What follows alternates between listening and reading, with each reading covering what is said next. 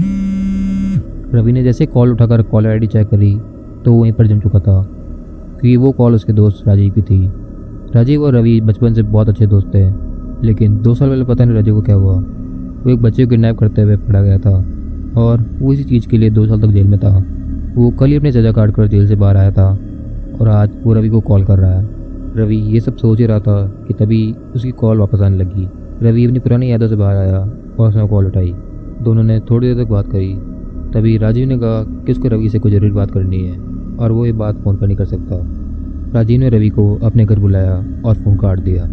रवि का बिल्कुल भी मन नहीं था कि उसके घर जाए, लेकिन उसको लगा कि शायद राजीव अकेला होगा और उसको राजीव पर भरोसा भी था, या फिर वो उस पर भरोसा करना चाहता था। रवि अगले दिन शाम के वक्त राजीव के घर पहुंचा। वहां पहुंचकर उसने देखा कि पूरे घर की लाइटें बंद पड़ी है।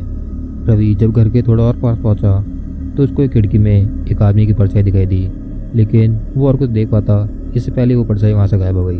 तभी वो गेट वहाँ खुल चुका था। राजीव ने उस घर का मेन गेट खोला और रवि को अंदर आने को कहा। रवि राजीव को देखकर चौंक चुका था, क्योंकि उसकी आंखों के नीचे गहरे काले गड्ढे बन चुके थे। लेकिन रवि को जो चीज़ सबसे ज़्यादा अजीब लगी वो थी राजीव की मुस्कान। वो मुस्कान बिल्कुल भी नेचुरल नहीं लग रही थी। ऐसा लग रहा था राजीव खुद को फोर्स कर रहा है हंसने के लिए। मैं राजीव के पीछे पीछे उसके घर के अंदर गया और जाकर एक कुर्सी पर बैठ गया। राजीव थोड़ी देर बाद मेरे लिए पानी लाया। मैंने थोड़ा सा पानी पिया और हम दोनों बात करने लगे। बातें कुछ भी अलग सी नहीं थी। मैं पूछने वाला था कि राजीव ने मेरे को यहाँ पे किस लिए बुलाया है कि तभी मुझको बहुत ज़्यादा अजीब लगने लगा। मेरे को ऐसा लग रहा था कि मेरा सर बहुत ज़्यादा भारी हो चुका है और मेरी आंखों के सामने धीरे धीरे अंधेरा छाने लगा था।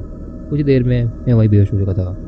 जैसे ही मेरी आंखें खुली मैंने देखा कि मैं एक कुर्सी से बंधा हुआ हूँ। मैं भी राजीव के बेसमेंट में था और उसने कोई अजीब से कपड़े पहने हुए थे और वो कह रहा था कि उसका कोई भी यकीन नहीं करता वो 2 साल पहले कामयाब हो जाता अगर पुलिस वाले बीच में ना आए तो आज वो कामयाब होकर रहेगा।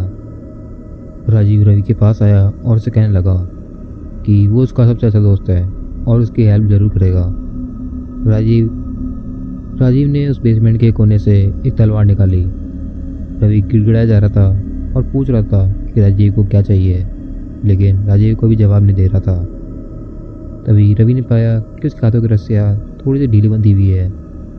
उसने धीरे से अपने हाथ खोले और सही मौके का इंतजार करने लगा। जैसे ही राजीव की नज़र थोड़ी सी उस पर से हटी, रवि वहाँ से भागकर बेसमेंट से बाहर निकल गया। वो बाहर निकलने वाला था, राजीव ने तलवार से रवि के पैर में हमला करा, जिसकी वजह से वो अब चल नहीं पा रहा था। रवि कैसे करके भाग के किचन तक गया और एक चाकू अपनी जेब में डाल लिया। राजीव ने रवि को वापस से उस कुर्सी से बांध दिया और इस पर श्योर करा कि वो रस्सी टाइट हो, लेकिन रवि ने चाकू की मदद से वो रस्सी वापस से काट दी थी। जैसे ही राजीव ने रवि पर हमला करने के लिए अपनी तलवार उठाई, रवि ने राजीव की पेट में वो चाकू डाल दिया। राजीव अब नीचे गिर चुका था, लेकिन उसके पेट से बहुत सारा खून बह चुका था। थोड़ी देर में राजीव वहीं पर मर चुका था। रवि वहाँ बैठकर रो ही रहा था कि तभी उसको एक आवाज़ आई। राजीव जिस चीज़ को बुलाने की कोशिश कर रहा था वो शायद वहाँ आ चुकी थी। रवि को कुछ भी दिखाई नहीं दे रहा था, लेकिन उसको शैतान की आवाज़ क्लियरली सुनाई दे रही थी। उस शैतान ने रवि से कोई भी इच्छा मांगने को कहा।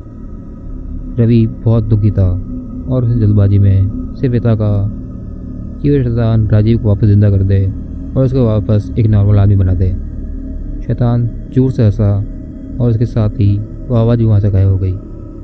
उस शैतान के वहाँ से जाते ही रवि को अपने पीछे से किसी की आवाज़ आई। जैसे ही उसने पीछे मुड़ के देखा तो उसका वहाँ राजीव दिखाई दिया। वो नीचे बैठा रो रहा था और उसे रहम की भीख मांग रहा था। वो उसे बार बार कह रहा था कि प्लीज़ उसको मत मारो। रवि ने जब खुद को अच्छे से देखा तो उसने पाया कि वो अजीब से कपड़े अब उसने पहने हुए थे और उसी के हाथ में वो तलवार थी। तभी उस बेसमेंट का गेट पुलिस वालों ने तोड़ा और उन्हें अंदर आते ही रवि को अरेस्ट कर लिया। ये रवि का दूसरा टाइम था जब वो जेल जा रहा था। रवि इससे पहले भी एक बार एक बच्चे को किडनैप करने के लिए जेल में जा चुका था, लेकिन पता नहीं रवि के अंदर ऐसा क्या चुका था जो कि उसको ये काम करने को मोटिवेट कर रहा था। राजीव अब एक अच्छी और नॉर्मल लाइफ जी रहा है, लेकिन रवि अभी भी जेल में बंद है।